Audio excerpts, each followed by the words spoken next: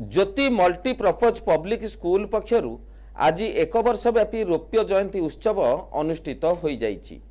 एही अवसर में स्कूल बहु वरिष्ठ अधिकारी और अतिथि माने जोग देइथिले।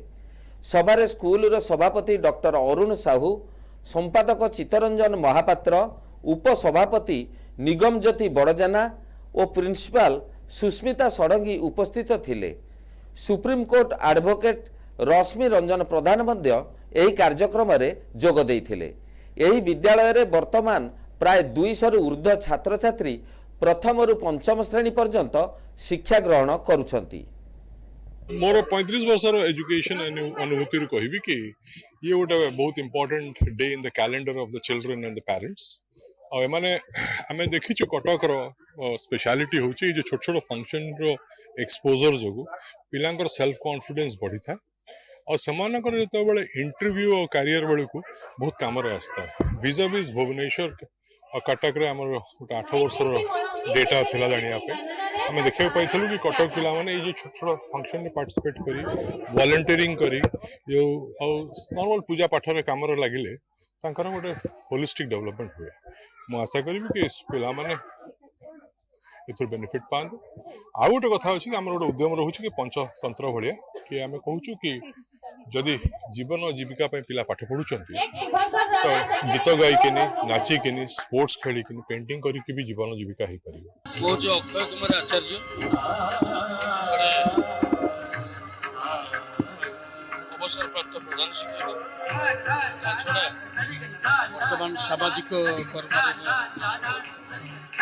ओडिशा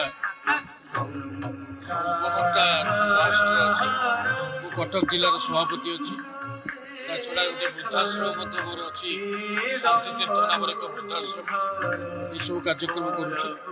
आज ये विद्यालय जो वार्षिक उत्सव तार रौप्य जयंती ये अवसर में मत अतिथि भाव में निमंत्रण करते निमंत्रण पाई ये आसी पहुंची यार कार्यक्रम अति सुदूर प्रसारी कार्यक्रम क्या बर्तमान आम देखुचु ये विद्यालय हूँ 30 वर्षर अनुष्ठान दीर्घ 30 वर्षर अनुष्ठान 30 वर्षर अनुष्ठान होते एमती किसी परिवर्तन तार हो पारि ना।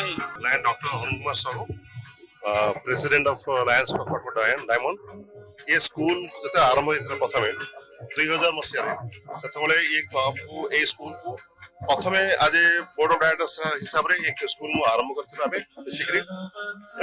क्रम अनुजाई आस्ते आस्ते आस्ते आस्ते आस्ते क्लब लायंस क्लब आर उत्साह कर प्रोत्साहन